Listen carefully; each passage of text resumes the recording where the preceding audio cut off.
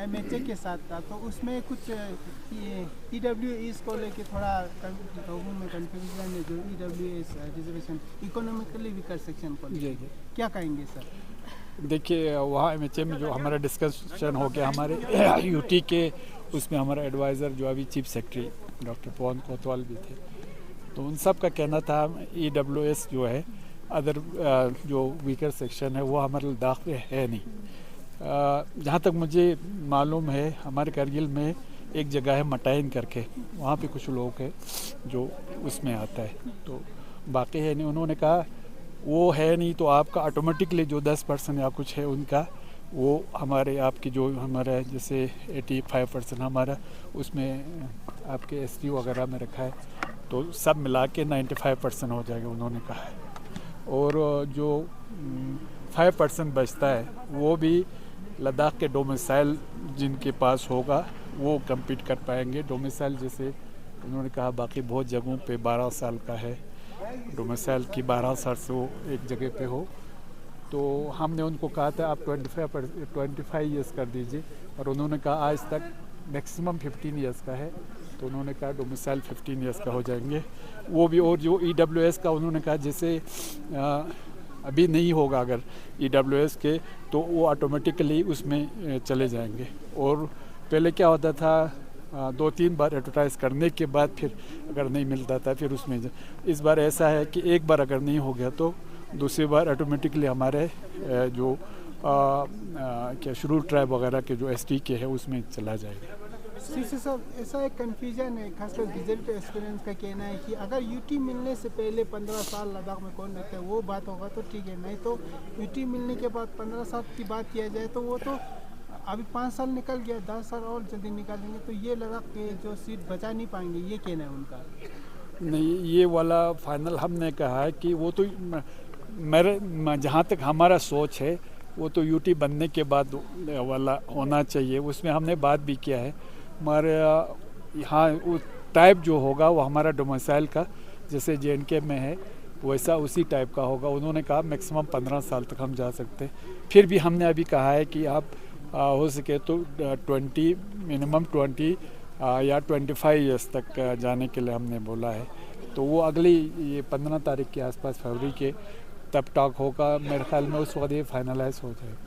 Sir on paper जैसे बहुत लोगों का कहना है, पहले भी टॉक्स सेकंड टॉक्स में भी कुछ कागज़ी तौर पे कुछ एमएचए के द्वारा क्या दिया गया है या वर्बल ही सब कुछ कहा गया है, क्योंकि खासकर कागज़ी तौर पे जब देखा जाए तो ऐसे माना जाता है कि कुछ होने वाला है या कुछ होगा, तो उस पर क्या कहेंगे? जो आने वाले टॉक्स है उसमें भी वर्बल ही सब कुछ बोल के आएंगे? नहीं नॉर्मल असली पहले वाले टॉक में आपको पता है पहले तो ये था हमारा आंचू साहब वगैरह सब फास्ट पे बैठे थे, हमारा टॉक उसमें ये तातुल का शिकार हो गया था। तो पहले वाले था कि ज़रूरी था टॉक शुरू होना, कोई चीज़ टॉक के बगैर तो होगा नहीं, मुमकिन नहीं होगा। तो पहले उसमें हमारे ये था कि हमारे जो 4 मुद्दे हैं इन प्रिंसिपल गवर्नमेंट मान ले कि उन सब पे बात करेंगे क्या, तो उन्होंने उस वक्त ये माना था। फिर हमारा सबसे बर्निंग इशू था ये हमारे अनएम्प्लॉयड एजुकेटेड यूथ को, क्योंकि 5-6 साल से एडवर्टाइजमेंट नहीं होगा स्टेट पोस्ट का, तो हमारा बर्निंग इशू वो था जो 4 में से जो पार्लियामेंट सीट को लेके आप जानते हैं कि 2026 तक फ्रीज है, तो उस पर बात ही नहीं है। तो अगली हमने वही कहा कि आप एक तो मिनट से मीटिंग भी निकाल दीजिए, इस बार हमने कहा है, और ब्लैक एंड वाइट में ये सब आना चाहिए। हमें उम्मीद है मेरे ख्याल में 15 तक वो सब ब्लैक एंड वाइट में आना चाहिए जो हमने वहाँ पे बात किया है, क्योंकि उसमें लॉ डिपार्टमेंट के भी थे, बाकी डिपार्टमेंट के सब थे, तो उन सब को देखना गवर्नमेंट का, तो आप जानते हैं कि कागजी तौर पे बहुत काम ये मतलब उनको टाइम लगता है, ये फिर कैबिनेट से या हमारे जो मिनिस्टर से अप्रूवल लेना होता है।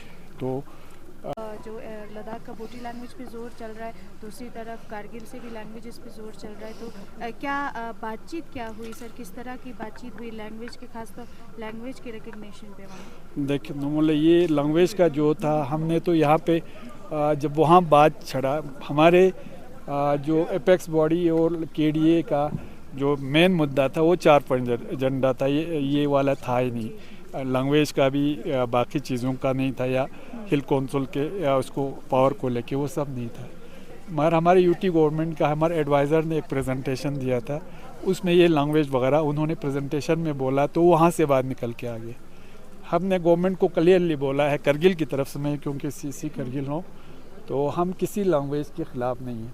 देखिए लैंग्वेज अलग होता है, स्क्रिप्ट अलग होता है, ये हमको देखना पड़ेगा। अब देखिए अभी आजकल आपका जो भी आता है इंग्लिश में आता है, जैसे आयुष्मान भारत है, वो लैंग्वेज है आपका आयुष्मान भारत हिंदी है, मगर आप लिखते हैं स्क्रिप्ट उर्दू में भी लिखते हैं, अंग्रेज़ी में भी लिखते हैं। आपका वैसा है जैसे हमारा बौद्धिक स्क्रिप्ट है, एक लैंग्वेज अलग है।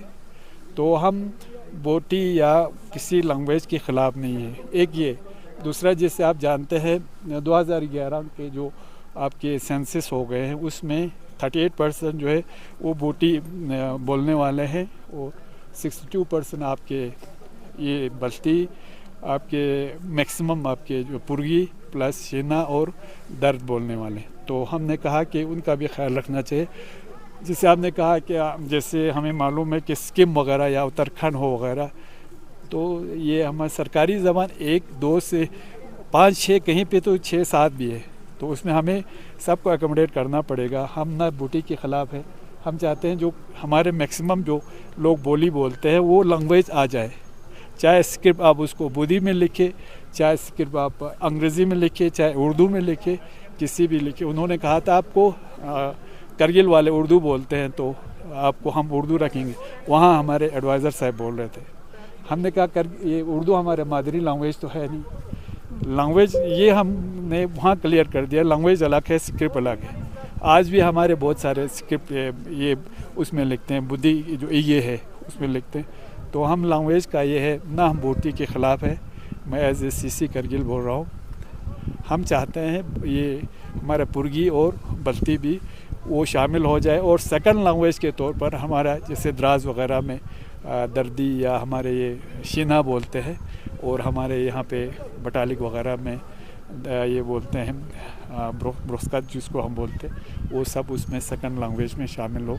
ये हमने रिप्रेजेंटेशन भी दिया है, और हमारे एलजी साहब को मैंने होम मिनिस्टर से भी मिल के उनको ये सब बता दिया है।